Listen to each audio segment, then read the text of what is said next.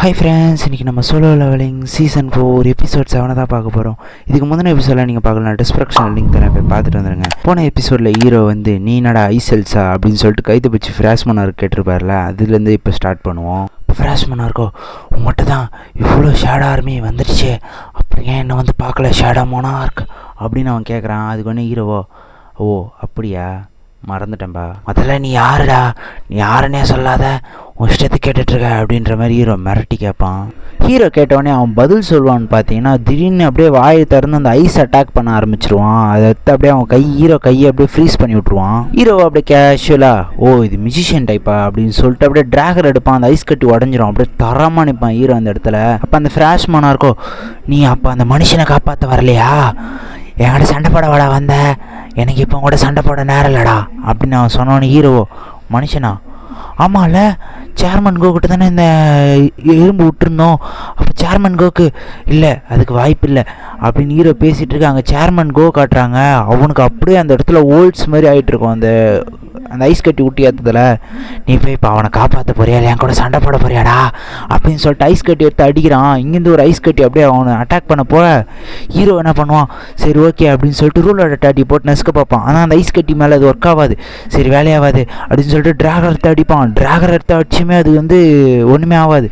சரி இது வேலையாகாதுடா அப்படின்னு சொல்லிட்டு ஹீரோ செம்ம ஸ்பீடாக போய் அதை தடுத்துருவான். டிராகர் எடுத்துகிட்டு போய் அந்த ஐஸ் கட்டி முன்னாடியே வைப்பான். அந்த ஐஸ் கட்டி அந்த டிராகரில் பட்டு ரிஃப்ளெக்ட் ஆகிடும். ஹீரோ உடனே அவனே உன்னை நான் விட மாட்டேனான்னும் போது அவன் போர்ட்டல் ஓப்பன் பண்ணி தப்பிக்க பார்ப்பான். ஹீரோ செம்ம காண்டாய் டிராகராஸ் அப்படின்னு ஒன்று எல்லா டிராகரும் வந்து நிற்கும். அதை வச்சு அட்டாக் பண்ணுவான். அதில் ஒரு டிராகர் போய் அவன் நெஞ்சிலேயே பின்னாடி முதுகுலேயே இறங்கிடும்.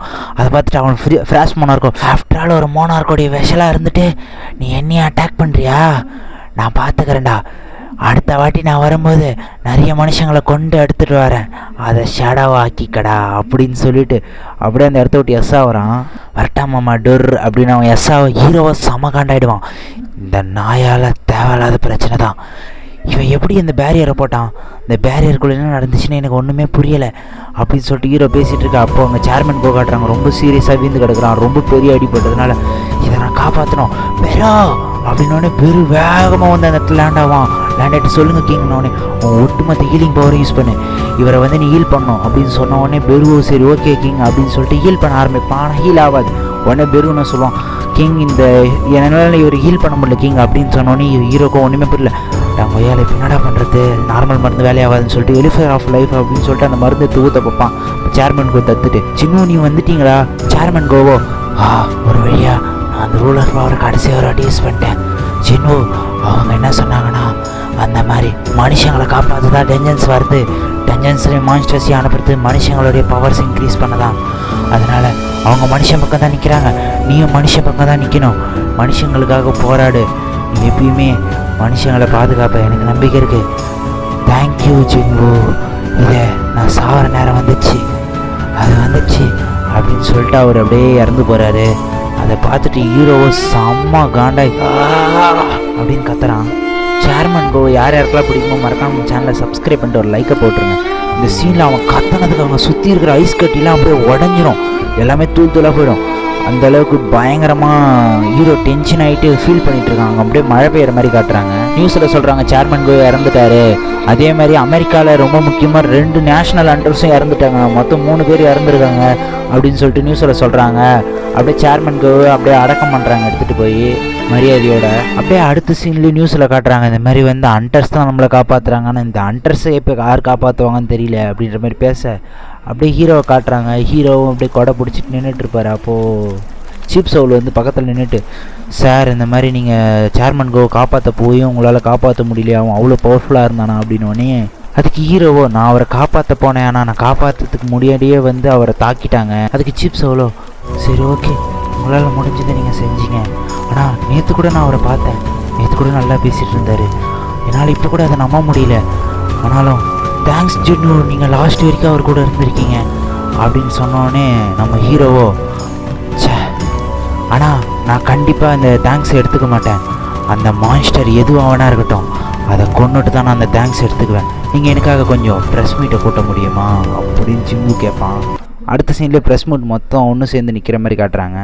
அந்த ப்ரெஸ் மீட்டில் அப்படியே ஹீரோ உட்காந்து பேசுகிற மாதிரி காட்டுறான். ஹீரோ என்ன சொல்கிறான், இந்த மாதிரி ஒரு மாஸ்டர் காலனி ஆரம்பிச்சிருக்காங்க, அவங்க எல்லோரும் சேர்ந்து பவர்ஃபுல்லான ஹண்டர்ஸ் எல்லாம் கொண்டுட்ருக்கானுங்க, அதனால் எல்லோரும் உஷாராக இருங்கன்னொடனே அங்கே இருக்கிற ஃப்ரெஷ்ஷோ அதில் ஒன்று தான் ஷேர்மன் கோவையும் கொண்டுச்சானோடனே, ஆமாம் ஏன்னா நான் ஒரு விஷயம் சொல்கிறேன், பவர்ஃபுல்லான ஹண்டர்ஸ் எல்லாம் தனியாக இருக்காதீங்க, நம்பிக்கையான கூட வச்சுக்கோங்க, ஏன்னா எதனா ஒரு பிரச்சனை வரும்போது அவங்க ஒரு பேரியர் மாதிரி உருவாக்கிடுறாங்க, அதனால் எனக்கு தெரியப்படுத்துறதுக்காக உங்களுக்கு ஏதாவது பிரச்சனைனா இந்த கொரியன் ஹண்டர் மூலமாக என்னை கூப்பிடுங்க, நான் வரேன் அப்படின்ற மாதிரி ஹீரோ செம கெத்தாக சொல்லுவான். அப்படியே ஃப்ளாஷ் மோனார்க்கை தான் காட்டுறாங்க. அங்கே எப்படி எல்லா மோனார்க்ஸும் வந்து ஒன்று சேர்ந்து நிற்பாங்க, அது பார்க்குறதுக்கு அப்படியே ஜாக்கி சேனில் அந்த சிண்டுவெல்லாம் கூப்பிடுவோம்ல, அங்கே மொத்த இது டீமன்ஸை நிற்கலாம், அந்த மாதிரி இருக்கும் பார்க்குறதுக்கு. இப்போ அங்கே எல்லோரும் சுற்றி நின்றுட்டு இருக்கும்போது ஃப்ளாஷ் மோனார்க்னு சொல்கிறான், இந்த மாதிரி ஷேடோ மோனார்க்குடைய வெசல் மட்டும்தான் இருக்குது, ஷேடோ மோனார்க் இன்னும் வரல, மனித உருவத்தில் தான் இருக்குது அந்த வெசல் அப்படின்னு உடனே அங்கே இருக்கிற இன்னொருத்தனும் வந்து அந்த இன்னொரு மோனார்க்கும் கேட்பான். மோனார்க் ஆஃப் டிரான்ஸ்லேஷன் தான் சொல்லுவான், இந்த மாதிரி நீ சொல்கிறது நிஜமாக தானாலே என்ன ஒன்று நம்பலாமா, ஏன்னா அதனால தான் டிராகன் மோனார்க்கும் வரலையா, ஒன்றும் புரியல, அது மட்டும் நம்பாதீங்க, இவனை நம்பாதீங்க, ஏன்னா கூட்டு போய் சாவடிக்க பார்க்குறான் அப்படின்னு ஒன்று. இல்லை நான் பார்த்த வரைக்கும் அவன் கொஞ்சம் வீக்காக தான் இருக்கான், அவனை கொலை பண்ண முடியும், என்னதான் அவன் கொஞ்சம் பவராக இருந்தாலும் கூட யாருனா ஒருத்தர் எனக்கு சப்போர்ட் பண்ணி நான் கொண்டுலானோடனே அங்கே மோனாக்கா அயன்பாடினா சொல்லுவான், டே லூசு பயில அவன் தான் ஷேடோ மோனார்க்குன்னு தெரியுதில்ல, அவங்க கூட போய் சண்டை போடலான்ற, இருக்கிற மோனார்க்லேயே அவன் தான் பவர்ஃபுல், அவ்வளோ ஈஸியில் அவன் கூட சண்டை போட முடியாது, டிராகன் மோனார்க் வரட்டும் வெயிட் பண்ணு லூசு பயில அப்படின்னு சொல்லிட்டு அவன் கத்துறான். அப்போ ஃப்ளாஷ் மோனார்க்கும், ஏய் இல்லைடா கோழையா நீங்கள் ஈஸியாக அவனை கொண்டுடலாம்டா, இதை விட்டால் சான்ஸ் கிடைக்காது அப்படின்னு அவன் சொல்ல, மோனார்க் ஆஃப் அயன்பாடியோ மோனார்க் ஆஃப் டிரான்ஸ்லேஷனோ வந்து இந்த விளையாட்டுக்கு நான் விளையாடாப்பா நீங்களே போங்கடாப்பா அப்படின்னு சொல்லிட்டு அவனுக்கு 2 பேரும் எஸ் ஆகிறானுங்க. அதெல்லாம் பார்த்துட்டு அந்த பீஸ்ட் மோனார்க்கோ பயந்தாங்கோலிங்க, பயந்து ஓடுறானுங்க பாரு அப்படின்னு சொல்ல, அப்போ ஃப்ளாஷ் மோனார்க்கிட்ட பீஸ்ட் மோனார்க் கேட்பான், இந்த மாதிரி உங்கள்கிட்ட ப்ரூஃப் இருக்குல்ல, அவன் நிஜமாலுமே இன்னும் ஷேடோ மோனார்க்காக முழுசாக மாறலை, மனுஷனாக தானே இருக்கான் அப்படின்னு. ஆமாம் இதை பேர் ப்ரூஃப் அப்படின்னு சொல்லிட்டு டிராகர் எடுத்து காட்டுறான், அவன் நெஞ்சில் குத்தினால அந்த டிராகர் எடுத்து காட்டுறான், அந்த டிராகரில் விஷம் தடவி அவன் குத்திருக்கான், ஷேடோ மோனார்க் இந்த மாதிரிலாம் பண்ண மாட்டான், இவன் விஷம் தடவி குத்திருக்கானா அவன் மனுஷன் தான் அப்படின்னு. அப்போ அங்கே இருக்கிற மோனார்க் ஆஃப் பிளேகும், அப்படியா அவன் விஷத்தை தடவி குத்துறானா, அப்போ அவனை நான் பார்த்துக்கிறேன் அப்படின்னு. ஃப்ளாஷ் மோனார்க்கோ வாங்கடா போய் அவன் கதையை முடிப்போம் அப்படின்றான். மோனார்க் ஆஃப் பிளேகோ நான் வரேன் அப்படின்றா. அப்படியே பீஸ்ட் மோனார்க்கும் நானும் வரேன், 3 பேரும் போய் இந்த ஷேடோ மோனார்க்கோடைய வெசலை கொண்டுருவோம் அப்படின்னு பேசிகிட்டு இருக்கானுங்க.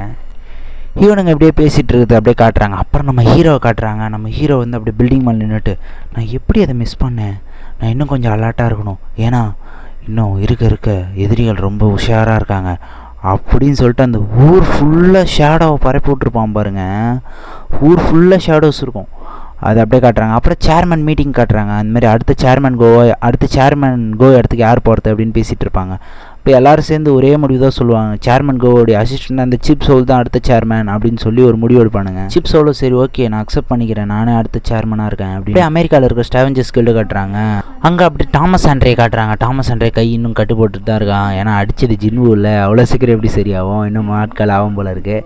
சரி அந்த மாதிரி டாமஸ் ஆண்ட்ரே என்ன சொல்லுவான், சரிவா போகலாம் அப்படின்னு சொல்லிட்டு 2 பேரும் எங்கேயோ போகிறாங்க பேஸ்மெண்ட் மாதிரி. அங்கே இருக்கிறவங்க ஓ டாமஸ் ஆண்ட்ரே அப்படி இப்படின்னு அப்படியே கத்துறானுங்க. உடனே டாமஸ் ஆண்ட்ரே நடிக்காதீங்க கண்ணா, இதுக்கெல்லாம் நான் ஏமாற ஆள் இல்லை அப்படின்ற மாதிரி சொல்கிறான். அப்படியே தாமஸ் ஆண்ட்ரே வந்து விரலை வச்சு அதை ஓப்பன் பண்ணுறான். அப்போ கூட இருக்கிற அசிஸ்டண்ட்டோ, சார் நீங்கள் நிஜமாலுமே இந்த வெப்பனை அவருக்கு தர போகிறீங்களான்னே, ஆமாம் கண்ணா ஏன் உனக்கு அதில் எதனா பிரச்சனை இருக்கா, ஏன்னா நம்ம கில்டோடைய உயிரை விடவா அது பெருசுன்னொன்னே, இல்லை சார்னோடனே, அப்போது ஒத்துக்கோ நான் அந்த கிஃப்ட்டை தரத்தில் எதனா தப்பு இருக்கானோடனே, இல்லை சார் இருந்தாலும் இந்த உலகத்திலே ரொம்ப பவர்ஃபுல்லான 2 வெப்பன் இதுதான், இதை அவர்கிட்ட கொடுக்கறத பற்றி நல்லா யோசிச்சுக்கோங்க, ஏன்னா இந்த மாதிரி வெப்பன் திருப்பி கூட கிடைக்காது அப்படின்னோடனே, டடா இதெல்லாம் ஒரு மேட்ராகண்ணா, நம்ம அவருக்கு கொடுத்தா அவர் யூஸ் பண்ண மாட்டாரா என்ன சரியா அப்படின்னோடனே, இல்லை சார் நான் அப்படி சொல்ல வரல சார் அப்படின்னோடனே, சரி ஓகே இதை பற்றி நான் அப்புறம் பேசுகிறேன், ஆல்ரெடி முடிவு பண்ணது தானே அப்படின்னு அங்கே காட்டுறானுங்க. 2 டிராகர் பயங்கர பவர்ஃபுல்லாக இருக்குது. காமேஸ் டிராகனுடைய பல்லுலேருந்து தயாரிச்சது, அது பயங்கர பவர்ஃபுல். ஜின்வுக்கிட்ட இருக்கிற டிராகர்லேயே தான் ஓவர் பவர்ஃபுல்லாக இருக்கும். இந்த டிராகரை மட்டும் அவர் யூஸ் பண்ணார்னா எப்படி இருக்கும் பாருங்கள். இந்த டிராகர் யாருக்கெல்லாம் பிடிச்சிருக்கு லைக்கை போட்டுருங்க. அப்படியே இங்கே காட்டுறாங்க கொரியன் அசோசியேஷன் புது சேர்மனாக சீப் சவுல பதவியேற்றிருக்காரு அப்படின்னு சொல்லிட்டு காட்டுறாங்க. ஹீரோ தங்கச்சியும் சூப்பரு அழகான ஒரு புது சேர்மன் வந்திருக்காரு அப்படின்னு சொல்லிட்டு ஆம்மே அப்படின்ட்டு போய் மேலே அவங்க அம்மா மேலே சாய்வாங்க. அம்மாவும் ஏய் சும்மாரு போய் அது குப்பையெல்லாம் க்ளீன் பண்ணு அப்படின்னோடனே, இல்லைம்மா நான் ரொம்ப சோம்பேறியாக இருக்கேன். சரி அம்மா நம்ம இந்த வீட்டை விட்டு வேறு வீட்டுக்கு போயிடலாமா, புது வீட்டுக்கு அப்படின்னு உடனே அவங்க அம்மாவோ ஏன் எனக்கு இந்த வீடு ரொம்ப பிடிக்கும், இந்த வீட்டை விட்டு நான் வரமாட்டேன் அப்படின்னு அவங்க அம்மா சொல்கிறாங்க. உடனே சரி ஓகேம்மா நீ பிஸியாக இருக்க அப்படின்னோடனே சரிம்மா செல்லம் போய் அந்த துணியை மட்டும் எடுத்து வச்சரியா துவச்ச துணியா அப்படின்னோடனே சரி ஓகே அப்படின்னு சொல்லிட்டு அந்த ட்ரே எடுக்கிறதுக்கு போவா. அங்கே எதையோ பார்த்துட்டு ஷாக் ஆகிற மாதிரி காட்டுறாங்க. அப்படியே அந்த ட்ரே வீடு அதோட அந்த சீனை கட் பண்ணிட்டு வேறு சீனு காட்டுறாங்க. அப்படியே ஹீரோவோடைய அந்த கில்ட் ஆஃபீஸை தான் காட்டுறாங்க. அங்கே யாரா வந்து உட்காந்துட்டு இருக்கான்னு பார்த்தீங்கன்னா நம்ம தாமஸ் ஆண்ட்ரே வந்து உட்காந்துட்டு இருப்பான் அப்படின்னு. அங்கே ஊவை பார்த்துட்டு இவனுங்களை யாரா இங்கே வர சொன்னது அப்படின்ற மாதிரி பார்த்துட்டு இருப்பான். பார்த்தா தாமஸ் மட்டும் வரலங்க, ஜெர்மனியோடைய ஸ்ட்ராங்கஸ்ட் ஹண்டரான லின்னாட்டும் வந்து அங்கே உட்காந்துட்டு இருப்பான். ஓ அண்ணன் இன்னைக்குன்னு பார்த்து ஃபோன் எடுக்க மாட்டான், இவனுக்கு வேறு 2 மணி நேரமாக உட்காந்துட்டு இருக்கானுங்க, என்ன பண்ண போகிறானுங்களோ அப்படின்னு சொல்லிட்டு யோசிச்சுட்டு இருக்கான். அண்ணன் வேறு ஃபோன் எடுக்கலன்னு. அப்போது லின்னாட்டோ வந்து இந்த மாதிரி நான் வரும்போது அந்த தாமஸ் ஆண்ட்ரே வரணுமா, இவன் என்ன ஜின்னுவை பார்க்கவே விட மாட்டானே லூசு பயலாச்சே அப்படின்ற மாதிரி பேசிகிட்டு இருப்பான்.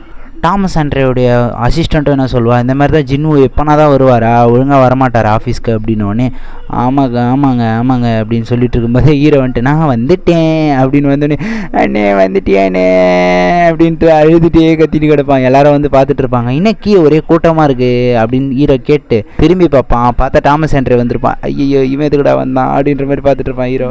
அப்படியே தாமஸ் ஆண்ட்ரே கையை காட்டினோடனே ஏன்னே நீ ஃபோன் பண்ண எடுக்கவே இல்லை அப்படின்னு சொல்லிட்டு கேட்டோன்னே இந்த மாதிரி ஒரு டஞ்சன் ஓப்பன் ஆயிருந்துச்சுடா, அதனால் இக்ரிஸையும் பெரிய வச்சு சண்டை முடிச்சுட்டு வந்தேன்டா, அவன் பவர் ஏற்றிட்டு வந்தேன் அப்படி இப்படின்னு ஹீரோ சொல்ல.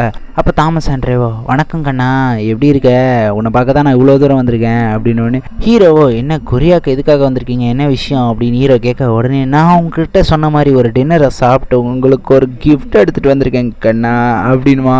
அப்போ அந்த ஜெர்மனி ஆண்டரோ சார் உங்ககிட்ட நான் கொஞ்சம் பேசணும் அப்படின்னு வந்து ஜின்னுக்கிட்ட சொல்ல குறுக்க தாமஸ் ஆண்ட்ரே வந்து நீ யாரா காமெடி பீஸு அப்பால போடா வாண்டே அப்படின்னு தாமஸ் ஆண்ட்ரே சொன்னோடனே டேய் ஏன்டா இப்படி பண்ணுற, சரி சொல்லுங்கள் சார் என்ன சார் விஷயம் அப்படின்னு ஹீரோ கேட்க உடனே தாமஸ் ஆண்ட்ரே தள்ளி விட்டு பெரிய ஆட்கள்லாம் பேசிகிட்டு இருக்கேங்க எனக்கு என்னடா வேலை அப்படின்ற மாதிரி தாமஸ் ஆண்ட்ரே ஒரு போஸை கொடுப்பான் பாருங்க.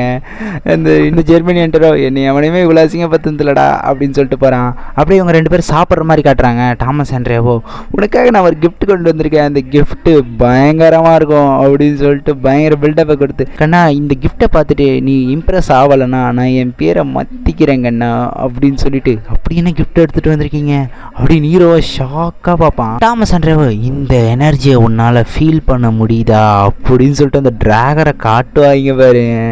ஹீரோ அதை பார்த்துட்டு இது காமஸ் ட்ராகனுடைய ட்ராகர் தானே அப்படின்னோடனே ஆமாம் அது என்னை கடிக்க வரும்போது அது பல்ல வச்சு தயாரித்தேன், நான் முதல்ல ஒரு பெரிய ஸ்குவாட் தான் தயாரிக்கலான்னு பார்த்தேன், இருந்தாலும் 2 ட்ராகரை தயாரித்தேன், செம்ம பவராக இருக்குது அப்படின்னு சொல்லிட்டு ஹீரோ அதை கையில் எடுத்து வச்சுட்டு நான் இது வரைக்கும் பாரானுடைய ஸ்வாட் தான் பவர்ஃபுல்னு நினச்சேன், அதைவிட இது பயங்கர பவர்ஃபுல்லாக இருக்குது, எனக்கே ட்ராகரான்ற மாதிரி பயங்கரமாக இருக்குன்னு சொல்லிட்டு எடுத்து சொல்லிட்டோம் பாருங்க.